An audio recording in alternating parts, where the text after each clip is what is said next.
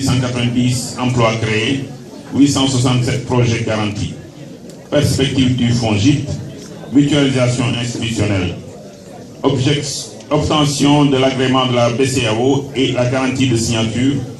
Mobilisation des ressources financières additionnelles afin de renforcer son impact sur l'économie et de mieux accompagner les PME et les porteurs de projets. Alignement aux standards des grandes institutions financières internationales. Pérennisation et renforcement du positionnement du FONGIP dans le paysage financier national et international. L'intervention du FONGIP a été clôturée en insistant sur l'importance de la mutualisation des efforts et du renforcement des synergies entre les différentes structures de l'État. Le FAISE, le Fonds d'appui à l'investissement des Sénégalais de l'extérieur, a été créé pour promouvoir les investissements productifs des Sénégalais de l'extérieur. La mission du FAISE est donc d'accompagner les initiatives de développement des Sénégalais de l'extérieur essentiellement. Sont éligibles au FAISE les Sénégalais de l'extérieur, individuellement, regroupés en association ou regroupés en MEC. Le FAISE dispose d'un système objectif de cotation des projets basés sur l'évaluation des critères suivants: genre, localisation, secteur d'activité, priorité donnée au PSP,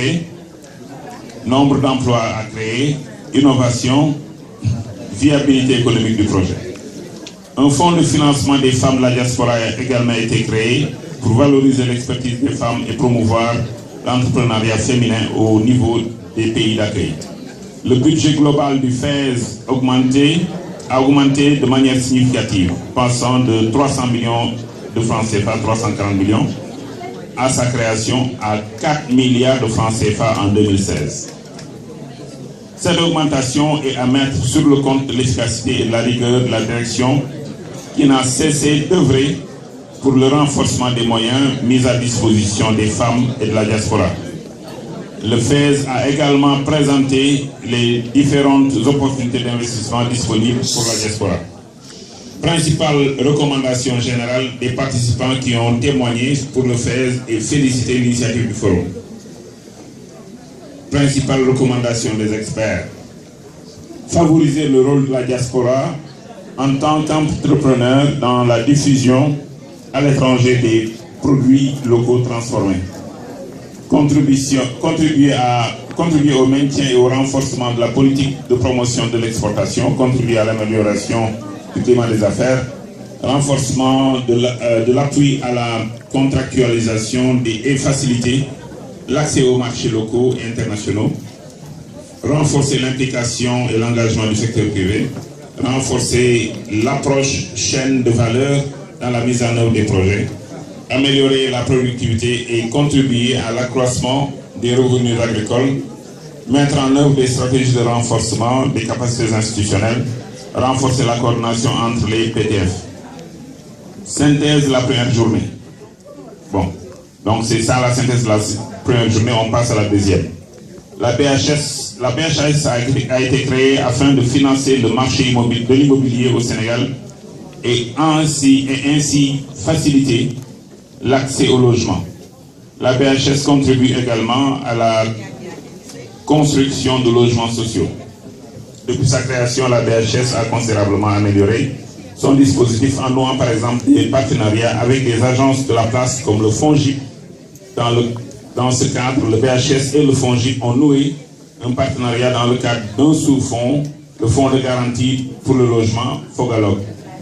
qui a pour objet de faciliter l'accès au logement des personnes à revenus modestes ou irréguliers. La BHS a sensibilisé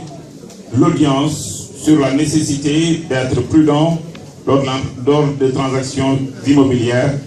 en s'assurant par exemple de la disponibilité de documents tels que le titre foncier qui retrace la provenance de tout bien immobilier. Elle a également insisté sur sa stratégie de renforcement de la politique de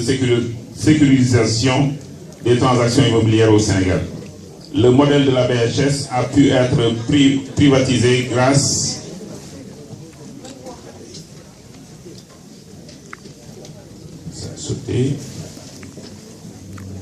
Donc le modèle de la BHS a pu être privatisé grâce à l'implication significative des privés. La BHS a insisté sur la nécessité de mettre les agences de l'État à contribution pour créer des synergies et faciliter l'atteinte de ces objectifs. Il est donc indispensable que de tels partenariats soient noués. Cofina. Cofina est une banque panafricaine qui a été créée dans le but de développer la microfinance ou la mésofinance. La mésofinance. Cofina a donc été créée dans le but de développer la mésofinance. Cofina dispose de différents produits phares et de nombreuses possibilités d'accès au crédit, avance sur marché, avance sur bon de commande, etc. Le produit Macan est le produit le plus adapté aux Sénégalais de la diaspora. Il facilite l'achat des terrains en créant un lien direct avec les promoteurs. Le paiement du crédit se fait directement dans le compte du promoteur, ce qui facilite la transaction. Cofina a créé des partenariats avec les structures de l'État, notamment le FONGIP et le FES, ce qui permet de renforcer considérablement l'effet de levier. Cofina a notamment signé une convention avec le FES pour une enveloppe de 850 millions de francs CFA. 170 Sénégalais de la diaspora en ont déjà bénéficié. Une convention a également été signée avec le FONGIP pour faciliter l'accès au financement des femmes. Principale recommandation des experts, améliorer les liens fonctionnels entre le secteur bancaire, les agences de l'État et les diverses représentations consulaires, etc. Principale recommandation générale des participants, installer des succursales de banques spécialisées telles que la BHS dans les principales villes des États-Unis, renforcer la transparence et les synergies entre les différentes structures de l'État, développer une responsabilité communautaire dans les prêts octroyés à ses membres, faire une synthèse écrite, audio et vidéo et mettre le contenu à disposition sur un site dédié, faciliter l'achat d'actions par les Sénégalais de la diaspora, organiser des forums de la diaspora dans d'autres grandes villes américaines qui regroupent une forte communauté sénégalaise, exemple Chicago, ville de la côte ouest, etc. Réfléchir à des axes de collaboration entre l'ASEPEX et des structures telles que le PRODAC. Merci. Voilà, je voudrais donc rappeler que nous avions bénéficié de la présence de l'ambassadeur Gourmissis pour ouvrir les travaux. On a travaillé pendant 2 jours et on a eu aussi l'honneur d'avoir Mme Sougou, vice-présidente au Conseil économique, social et environnemental, prononcer le discours de clôture. Donc vraiment, je tiens à féliciter, remercier le FES pour cette excellente initiative, vraiment au grand bonheur de nos compatriotes ici présents, mais aussi remercier tous les participants qui nous ont fait une excellente présentation. Et le comité scientifique, bien sûr, on vous remercie pour l'excellent travail que vous avez fait pour rendre de manière fidèle, en tout cas, le résultat des travaux. Je tire mon chapeau. Merci.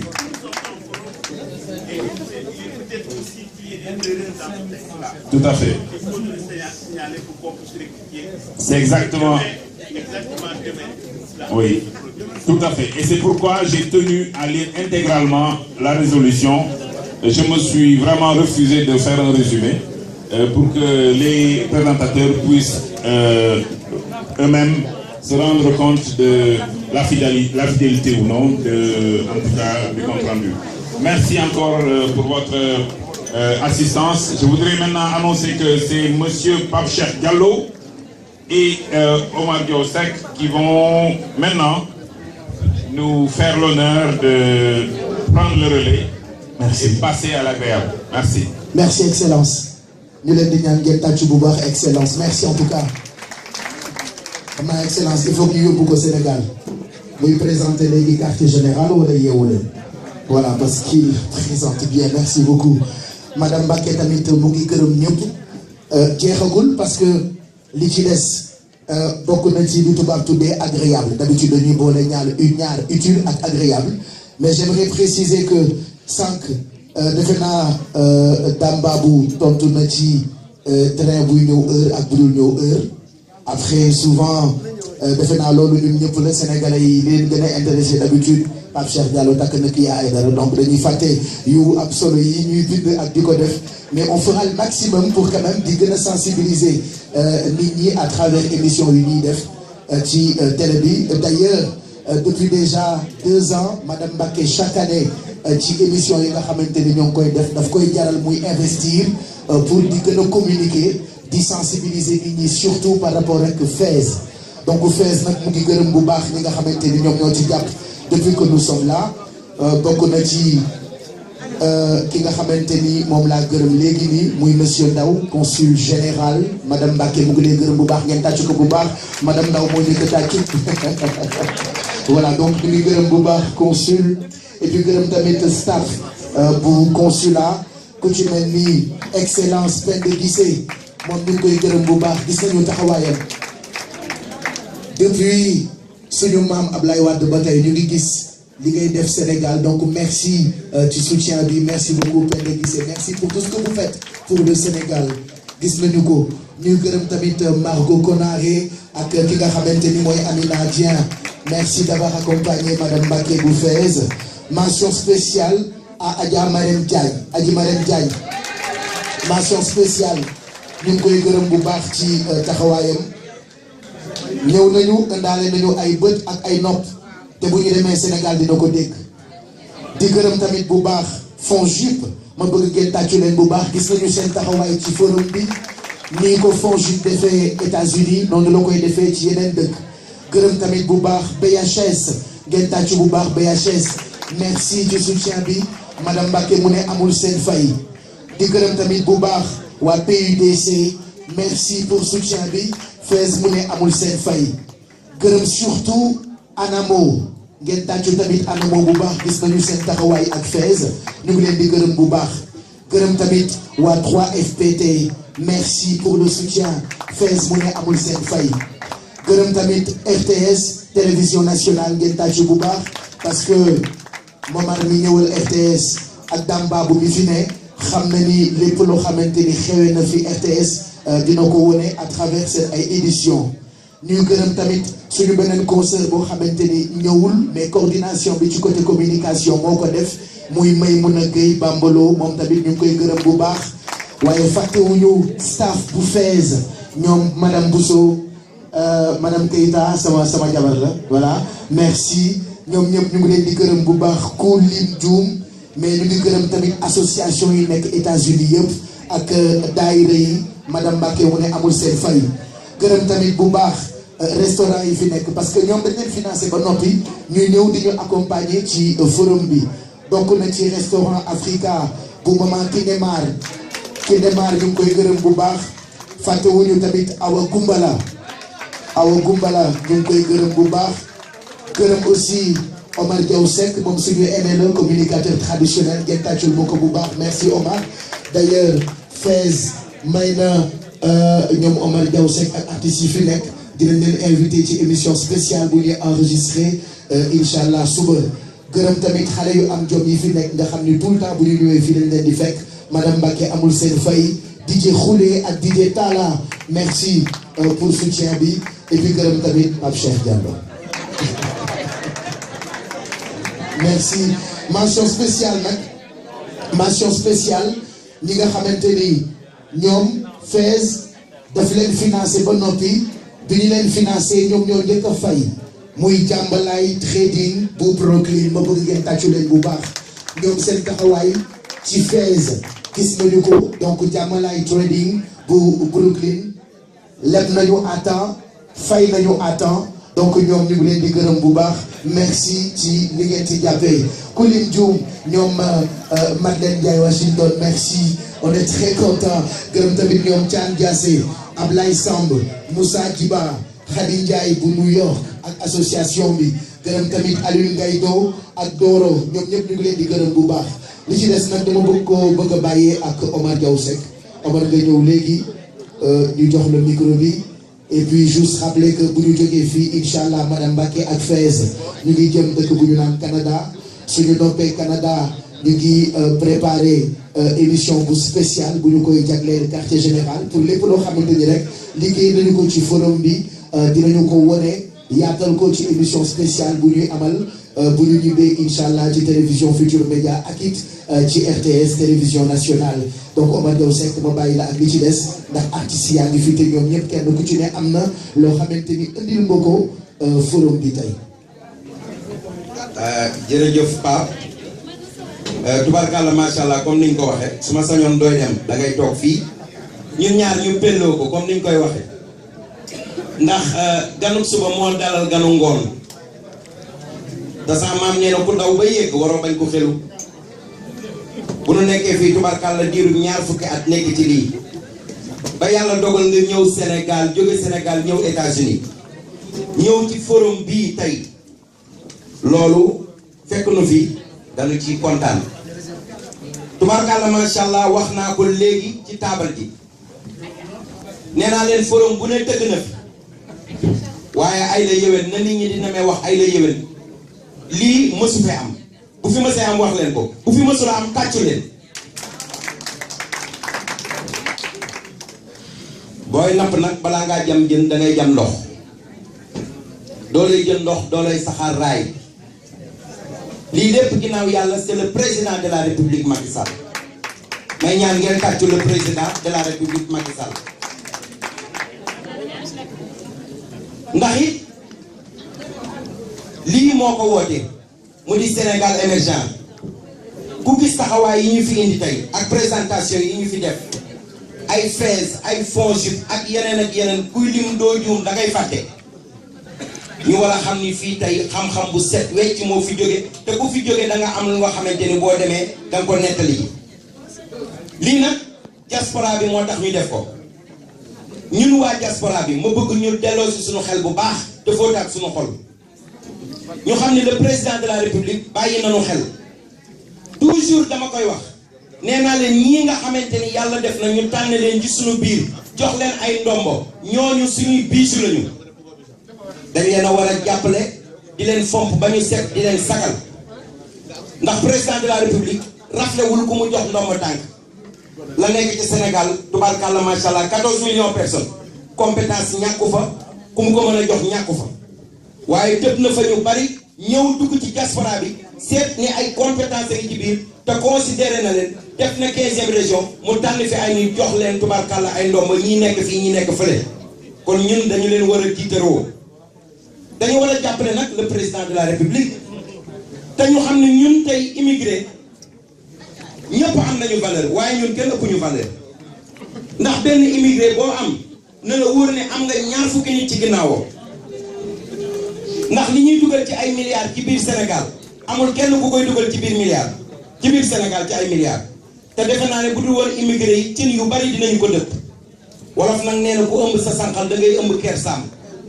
te ñooy joxe añ yi di joxe reer yi di joxe ndékki añ reer ndékki bëccëg bi ñetti taal weer wi juróom-ñeent fukki taal immigré yi assuré ko loolu koo ñaan ni ko jàppaleen ma diw dana la jàppaleen diw kon loolu bu ñu ko tayal ñoo ngi kontaan nag ci Fès di kontaan ci madame Mbacké ci témoignage yi nga xam ni wax nañ ko moom ci moom fii am na suñu benn kilifa bu wax lu am solo fii léegi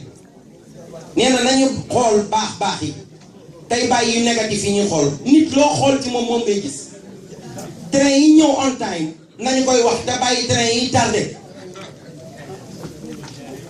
bërki dem bi ñuy waaj ne madame Mbacké dafa ne ma dama stressé ma ne ko bul stressé léppay baax parce que jomam la ci jiital ngorom la ci jiital kon ñi doon jël seeni plume di bind ak di yor seeni rajo di wax am nañu lu ñu wax 200% nañu ko xëy bind suba bu ñu demee ci rajo yi nañu wax parce que lii mësu fi am Fès organiser ko nit ñi répondre tubaarkàlla macha allah consulat général lal le consul général ànd ak équipe bu am solo ñu taxaw def liggéey bu rafet dama ne la chaîne nationale mi ngi nii TFM mi ngi nii kon lan moo des te góor ñaa ngi nii toog lu heure bi di gën a ngoon rek nit ñi di gën a ñëw tubaarkàlla macha allah te kenn yokkatul te ba léegi kenn doyalul te bu ñu ni woon fii ba minuit yéen ñëpp da ngeen di toog kon lii la ñu wax li américain naan that's what I'm talking about lii mooy li ñu talking about lii la ñu soxla kon nag ma bëgg ñun diaspora bi ñu gën a góorgóorlu te xamante ni fukki millions yi nit ak ñeent yàlla du ko dénk cuune du ko dénk Balla Puydo du ko dénk Samba Alar du ko dénk Samba Surabali le président Macky Sall bu doon ñetti fan dégg na ko président de la république ba pare élu au suffrage universel kenn mënul di ko dara fii ba àdduna tukki président Macky Sall rek lay dégg kon nag loo mënta dindi kenn ba loo bay koy wax boo yeboo nga rafet kon Pape Cheikh Diallo lii dafa nekk lu rafet lu nga xamante ni war nañu am suñu témoignage wax ko dafa am loo xam ne nag dafa am solo dama ne leen artistes yi ci lañu bokk ndax man artiste la sama passeport moo ci nekk sama carte d'identité moo ci nekk ar moo tax ma nekk fonctionnaire de l'État à l'âge de 19 ans servir le théâtre national Daniel Sorano te wolof nee na ku wat pàq ba ñu la xamee ñu pakk la Omar Diaw Seck artiste le président de la république am lu rëy lu mu defal artistes yi bërki démb la jël plus de 93 millions verser ko Sorano ci ay xaalis yu nekkoon digganteem ak IPRES ngir artistes yi bu ñu mën a retraité tubaarkàlla ñu di leen fay parce que ay fonctionnaire de l'État la ñu comme ñëpp kon kooku defal ñu ko kenn ku nekk di wax li ñu defal sa secteur man li président de la république Macky Sall defal suñu secteur dama koy wax. voilà Omar. ñoo am fi ay artistes nag. Aline Guissé mi ngi fi tubaarkàlla macha allah gisoo maago ñu am fi Fatou Lawbe Touré muy artiste bu mag. kon tubaarkàlla neex na ak suñu maire yi ndaanaan yi ñu fi fekk ak yëpp tubaarkàlla ñu def cocktail bi kon Pape Cheikh. waaw dama lay delloo kàddu gi. oui ñoo bëggoon. waaw juste remercier équipe bi nga xamante ni ñoom ñoo yore service bi. waaw di ñu toppatoo depuis que nous sommes là. ñoom Anna Mbaye ñu ngi koy gërëm bu baax Aïcha Samb. Souadou Anta ak Badjem si je ne me trompe. ñoom ñoo yore service bi depuis sànq donc ñoom ñu ngi leen di gërëm bu baax Omar. dama bëggoon rek Alioune ñu woyal ñu déglu ko et puis juste après ñu doog a àggali voilà jox Fatou Lawbe moom tamit mu ngi fii.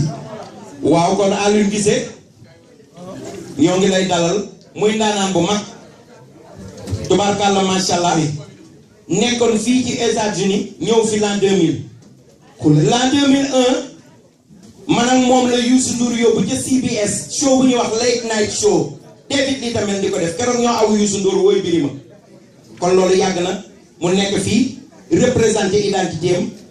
def ay cassette yu am maanaa ngeen di ko seen ci YouTube bi ci Facebook bi muy way ndaanaan lu mag kon nag gisee maa bo tubaarkàlla yow la réew mi déglu.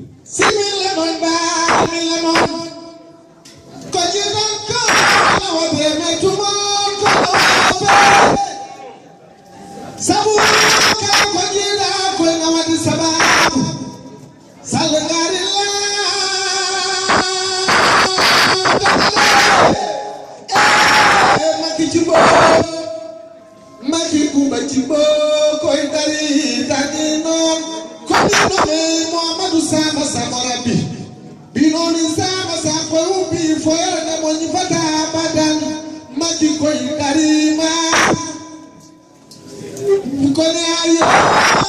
hayo hayo hayo hayo yam yo ndaw yo mimi waaw kala mo ni da ko dari ma sababu le pasomu wadi ko jodi ni ma aguma ko timmi sedi daw sedi sin sawale ko le da mi jarano ha ha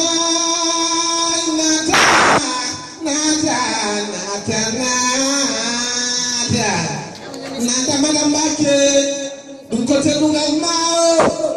nata madam Mbake mingi di Serigne Fallou Galas bayu mbier nata yo nata